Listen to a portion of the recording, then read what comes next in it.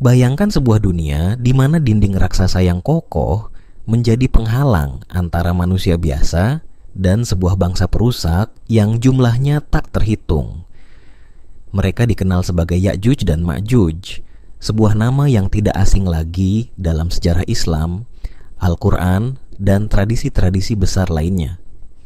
Kisah mereka membawa kita menyusuri waktu, menyibak misteri yang menggetarkan hati, sekaligus memberikan pelajaran mendalam tentang iman dan kekuasaan Allah. Tapi siapa sebenarnya Ya'juj dan Ma'juj ini? Dari mana mereka berasal? Dan bagaimana akhir kisah mereka di akhir zaman?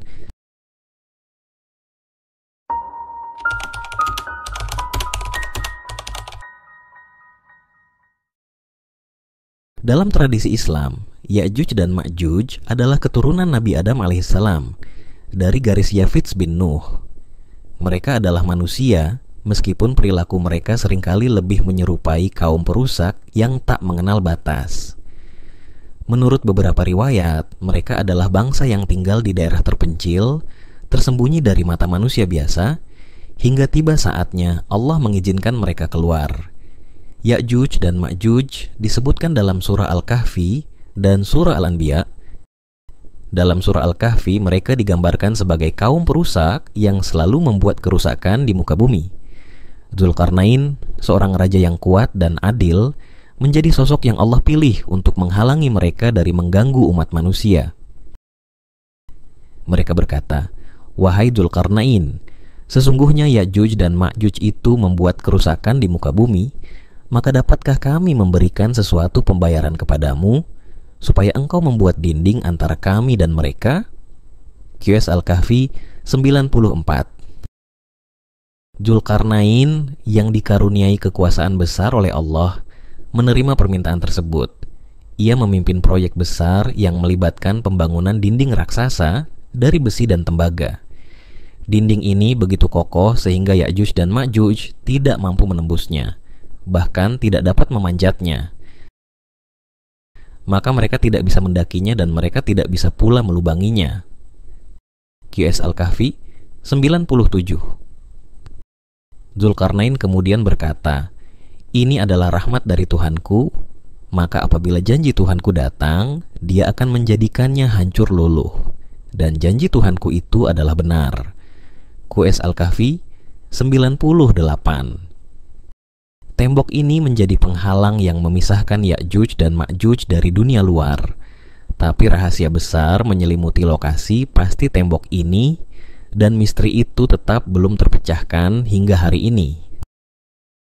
Para ulama dan sejarawan telah lama berspekulasi mengenai lokasi tembok ini. Beberapa mengaitkannya dengan wilayah Kaukasus, khususnya daerah antara Laut Kaspia dan Laut Hitam, yang dikenal sebagai Gerbang Derbent. Ada juga yang berpendapat bahwa tembok ini berada di wilayah Asia Tengah, di sekitar pegunungan Altai.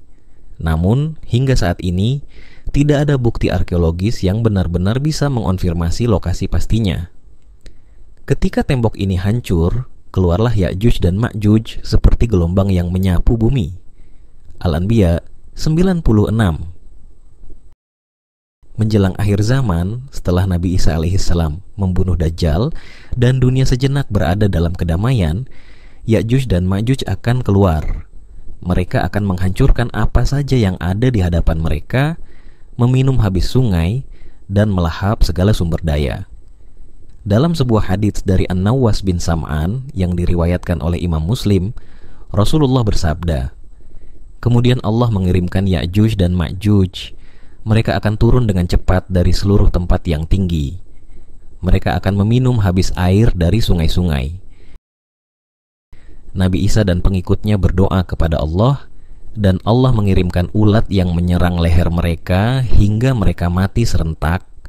HR Muslim nomor 2937.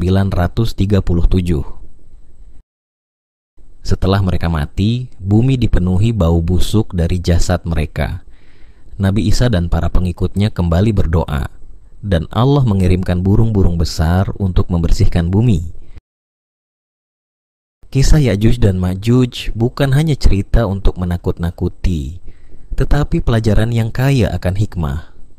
Allah menciptakan segala sesuatu dengan tujuan, dan melalui kisah ini kita diingatkan akan kekuasaannya yang tak terbatas. Semoga kita termasuk hamba yang selalu siap menghadapi ujian akhir zaman dengan iman yang kokoh.